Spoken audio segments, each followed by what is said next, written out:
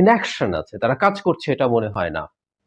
কিন্তু যে পরিমাণ বিশৃঙ্খলা এবং অদক্ষতা খুব ছোট্ট একটা ক্ষেত্রে সম্প্রতি দেখলাম, এটা খুবই মর্মান্তিক। আমি আমাদের যে গণ অভ্যুত্থানের যে ঘোষণাপত্র, সেটা নিয়ে গতকাল যে অনুষ্ঠানটা হয়েছে প্রধান উপদেষ্টার সাথে বিভিন্ন রাজনৈতিক দলের মত বিনিময়, সেটার বিশৃঙ্খলা এবং একেবারে পরিকল্পনাহীনতার যে ছাপ পড়েছে, সেটা নিয়ে কথা বলতে চাই। এবং যা ঘটেছে তার সাথে উপদেষ্টা জনাব মাহফুজ আলম জড়িত বা এই দায় তার কিনা, সেটাও একটু খুঁজে দেখার চেষ্টা করব।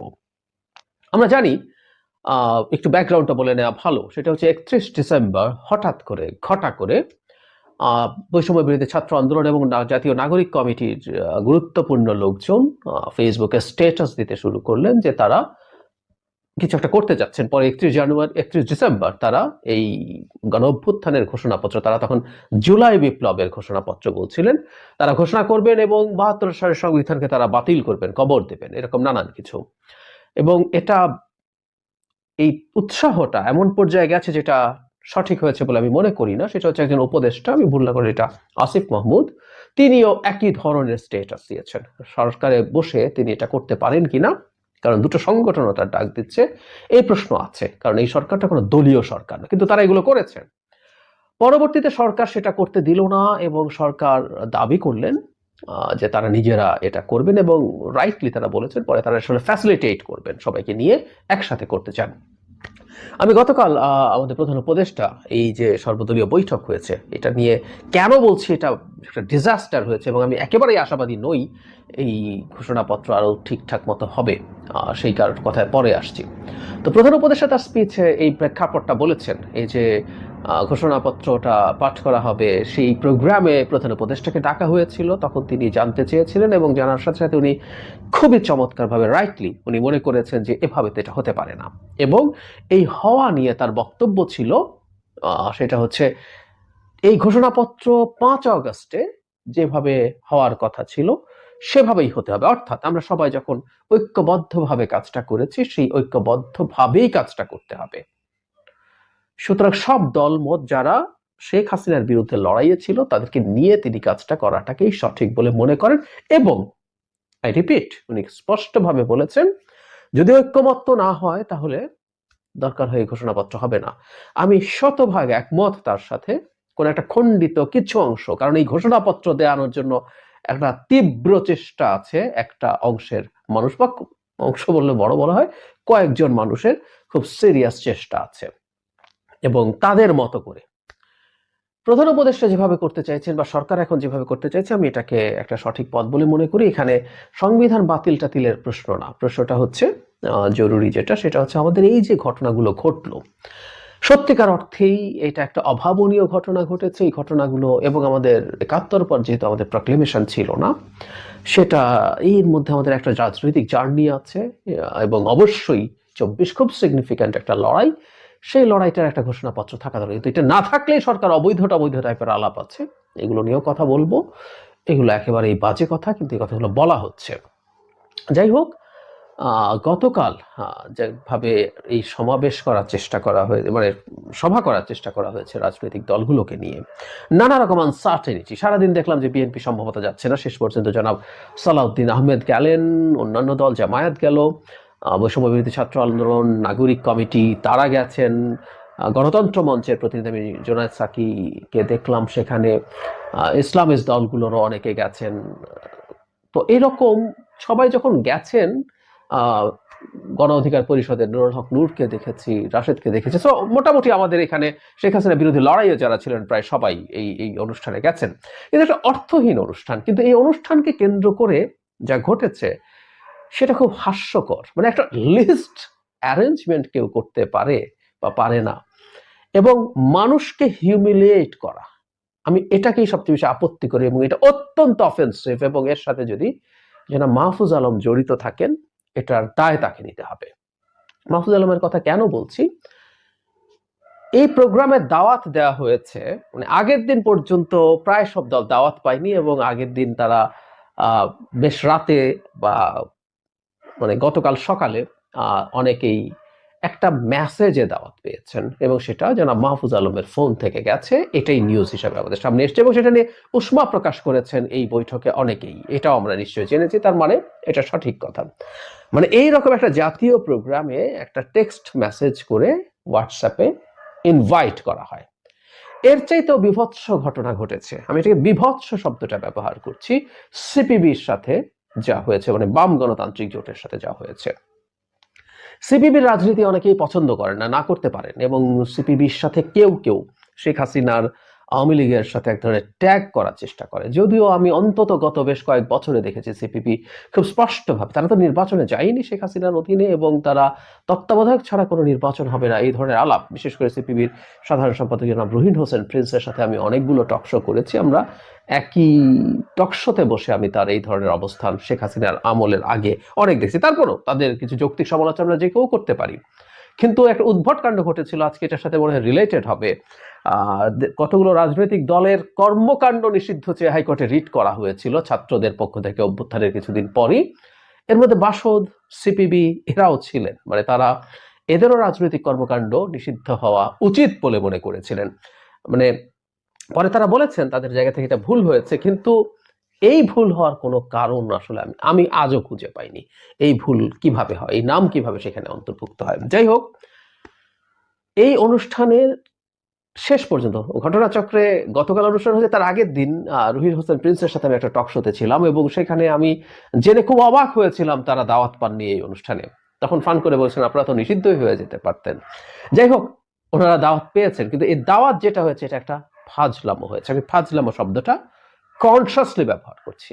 একটা সরকারের জায়গা থেকে একটা রাজনৈতিক দলের সাথে ফাজলামো না করা উচিত এবং এই ফাজলামোর জন্য সরকারকে দায় নিতে হবে। আমি একটু পড়ি জনাব রুহিন হোসেন প্রিন্স কি বলছেন। আজ 16 জানুয়ারি 2025 বেলা 1:29 বাংলাদেশ কমিউনিস্ট পার্টির সাধারণ সম্পাদকের ফোনে নামবিহীন খুদে বার্তা পাঠিয়ে আগামীকাল বিকাল 4 ঘটিকায় ফরেন সার্ভিস একাডেমির বৈঠকে দলের পক্ষ থেকে একজন প্রতিনিধি পাঠিয়ে খসড়া ঘোষণাপত্র বিষয়ে আমাদের পর্যালোচনা উপস্থিত করতে বলা হয়, সঙ্গে ঘোষণাপত্র পাঠানো হয়। আমরা জানতে পারি বৈঠকটি আগামীকাল নয়, আজ 16 ফেব্রুয়ারি বিকাল 4টায়। মানে একটা মেসেজ দিয়ে বলেছে আগামীকাল, তার মানে এটা হলো বুধবার দিয়ে বলেছে, বৃহস্পতিবারই দিয়ে বলেছে এটা আগামীকাল মানে শুক্রবার হবে, কিন্তু ঘটনাটা তা নয়। এইটা আসলে আপনার মানে একই দিন হওয়ার কথা, এই তথ্যটাও ভুল। এবং ওখানে 1:30টায় একটা মেসেজ দিয়ে তার সাথে হোয়াটসঅ্যাপে যদি মেসেজ হয় সেখানে সেই এই প্রক্লেমেশনের ডকুমেন্টটা দেয়া হয়েছে, দিয়ে 4টায় মানে 2.5 ঘন্টার মধ্যে একটা প্রতিনিধি গিয়ে এই ব্যাপারে তাদের মত জানাতে বলা হয়েছে। আমরা খেয়াল করি মানুষকে কত হিউমিলিয়েট করা যায়। মানে এখন সরকারের গদিতে বসে সবারই কি মাথা এমন হয় যে সবাইকে খুব তুচ্ছ মনে হয়, সবাই ফালতু লোক, সবাই প্রজা, আমি বিরাট সম্রাট টম্রাট হয়ে গেছি। ওখানে বসলেই মনে হয় যে কাউকে আমি হোয়াটসঅ্যাপে একটা টেক্সট পাঠিয়ে ইনভাইট করে ফেলতে পারি। অবস্থা দৃষ্টে মনে হচ্ছে যেন মাহফুজ আলম এই ব্যাপারে দায়িত্বপ্রাপ্ত ছিলেন। তিনি সম্ভবত হতেই পারেন, কারণ তিনি প্রধান উপদেষ্টার উপদেষ্টা, এর আগে বিশেষ সহকারী ছিলেন। আমরা ধারণা করতে পারি তিনি যেহেতু কোনো পোর্টফোলিও পাননি, এই কথাটা আমি নিশ্চিত। এখন আসলে তার দায়িত্ব কি? তার দায়িত্ব প্রধান উপদেষ্টা রাজনৈতিক উপদেষ্টা হতে পারে। আর খুব শোনা যায় তিনি নতুন রাজনৈতিক দলের পেছনে কাজ করছেন। এই আলাপগুলো সামনে আসতে হবে। একটা সরকারি পজিশনে বসে তারা এই কাজটা করতে পারেন কিনা আমরা পরে কখনো এই আলোচনাগুলো করব। কিন্তু এই অনুষ্ঠানটা দায়িত্বপ্রাপ্ত হিসেবে এই হয়েছে। তার চাইতে আমি যদি তাকে বা সরকারকে প্রশ্ন করতে চাই, এই ডকুমেন্টটা পাবলিক না কেন? এর কিছু খসড়া আমি প্রথম আলোতে দেখলাম এসছে, সরিয়ে রাখি। এটা একটা পাবলিক ডকুমেন্ট হওয়ার কথা ছিল, শুধু রাজনৈতিক দল কেন এটা নিয়ে কথা বলবে? এবং এটা বহু আগে আসার কথা ছিল, আসেনি কেন? আমরা তো কথা বলতে পারতাম। আমরা দিকটা একটু বুঝি টুঝি নাকি সরকার মনে করে তারাই সবকিছু বোঝে, উপদেষ্টারা মনে করেন তারাই সবকিছু বোঝেন। এটা পাবলিক হবে, এটা নিয়ে প্রচুর কথাবার্তা হবে, তার মতো করে প্রত্যেকে তার অপিনিয়ন দেবে।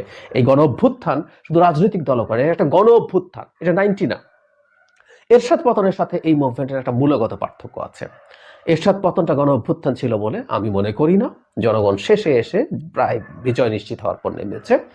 এরশাদ বিরোধী আন্দোলন ছিল পলিটিক্যাল দলগুলোর নেতৃত্বের আন্দোলন। ইভেন 69-এর যে গণ অভ্যুত্থানের কথা আমরা বলি সেটারও নেতৃত্ব ছিল মূলত রাজনৈতিক দল এবং তাদের তবে হ্যাঁ সাধারণ মানুষ নেমেছিল এই মুভমেন্টে, সবাই ছিল, রাজনৈতিক দল, ছাত্ররা সামনে ছিলেন এবং সাধারণ আপামর মানুষ। আমি ব্যক্তিগতভাবে বহু মানুষকে চিনি যারা কোনো রাজনৈতিক দলের সাথে অ্যালাইন্ড নন, কিন্তু এই মুভমেন্টে নেমেছেন। তো জনগণ কেন এই তথ্যটা জানবে না? কেন কোথায় এক খাবলা দুই খাবলা খসড়া এসছে সেটা দেখতে হবে? এটা প্রত্যেকের কথা বলা যায় গেছে। এই ঘোষণাপত্র খুব সহজ বা ছোট ব্যাপার নয়, কোনোভাবেই নয়। সেটা হয়নি, এটাও আরেক ব্যর্থতা।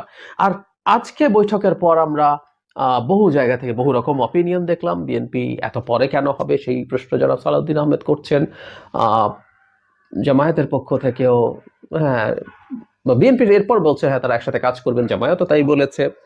উপদেষ্টা যেটা আসিফ নজরুলকে আমরা কথা বলতে দেখেছি, তিনি বলছেন যে সবাই একত্র হচ্ছে এবং তারা মোটামুটি অনেক দেরি না করে আবার অনেক দ্রুত না করে কাজ করবেন। কমিটি গঠন করার কথা হয়েছে, নতুন আরেকটা কমিটি এইটা লিখবে। হ্যাঁ এই ঘোষণাপত্র লেখা খুব তুচ্ছ ব্যাপার না, এটা খুবই পরিকল্পিতভাবে লেখা দরকার, কারণ এটা নিয়ে সিরিয়াস ডিসপিউট অপেক্ষা করছে, এটা নিয়ে কোনো সন্দেহের কিছু নাই। সো এই যাবতীয় সবকিছু ঘটার পরে এখন আমরা তাহলে এই সভাটার দরকার কি ছিল? ব্যাপারটা অবস্থা দৃষ্টি এরকম মনে হতে পারে যে 15 তারিখের একটা আলটিমেটাম দিয়েছিল বৈষম্য বিরোধী ছাত্র আন্দোলন এবং জাতীয় নাগরিক কমিটি। তারা যখন 31 তারিখ পারে নাই, তারপর তারা সেই আলটিমেটাম দিয়েছে এর মধ্যে হতে হবে, তাহলে তারা নানান কর্মসূচি দেবে। সেই চাপেই কি সরকারকে এখানে একটা আইওয়াশ করতে হলো? কারণ এমনিতে কিচ্ছু হয় নাই। একটা ঘোষণাপত্র বিএনপির মহাসচিব 3 দিন আগে বলেছেন তার 1 বা 2 দিন আগে তারা এটা পেয়েছেন। তো সেটা যদি 1-2 দিন আগে পেয়ে থাকেন, মানে 4-5 দিন একটা ঘোষণাপত্র পড়ে তার দলের মধ্যে সিদ্ধান্ত নিয়ে নেওয়া যায়? এটা অনেক সিরিয়াস ব্যাপার। এবং তাই হলো, এখন সবাইকে আবার এসব ঠিকঠাক করে তাদের অপিনিয়ন ঠিক করে গিয়ে পরবর্তীতে বসতে বললো। তো তাহলে এই সভাটা কেন হলো? অহেতুক।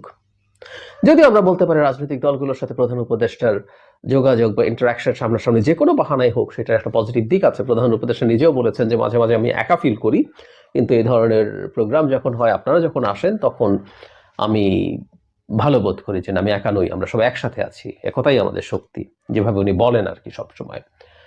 তো তাহলে এটা কেন হলো? কোনো কারণ নেই। এই 15 তারিখের যে আলটিমেটাম, সেটা কি স্টুডেন্টদেরকে দিয়ে জিনিসগুলো করানো যেত না, যে থামানো? আর এই দায়িত্ব স্টুডেন্টদের, তারা এইসব করছেন কেন? তারা 31 তারিখ নিজেদের মতো ঘোষণা দিয়ে দেন, তারা 15 তারিখ না হলে আলটিমেটাম, তারপরে কর্মসূচি করবেন, এই করবেন সেই করবেন। তারা কোলাবোরেট করতে পারেন, তারা সরকারে আছেন, তাদের উপদেষ্টারা আছেন, তাদের ছাত্র প্রতিনিধিরা আছেন, যারা প্রক্লেমেশনের জন্য স্টেটাস দেন, যারা এটা কোঅর্ডিনেট করেন, যারা দল তৈরি করছেন সরকারে বসে বসে, এই অভিযোগ আছে। তো তাদের সাথে নেগোশিয়েট করে এটা করা যায় না কেন? It's a total mismatch.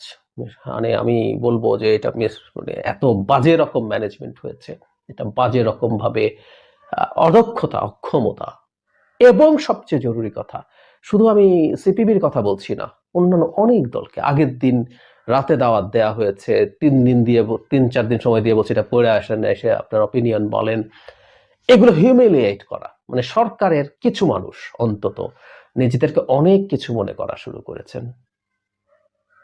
বাংলাদেশে শেখ হাসিনাকে পতনতা থেকে খেদানো এই জন্য হয় নাই। শেখ হাসিনা ঠিক এই কাজটা করতেন, এই কাজটা মানুষকে তুচ্ছ করা, মানুষকে তাচ্ছিল্য করা, সবচেয়ে ভয়ঙ্কর জিনিস এটা। শেখ হাসিনা মানুষকে মানুষ মনে করতেন না। একই রকম প্রবণতা দেখছি এখানে। সরকারের খুব সতর্ক হওয়া দরকার। এইটুকু কাজ যদি কেউ ঠিকঠাক মতো ম্যানেজ করতে না পারে একটা সরকার, তো সেই সরকারের কাছে আসলে কি এক্সপেক্ট করবে? তারা অনেক কিছু করে ফেলবে, কেন মনে করবো আমরা?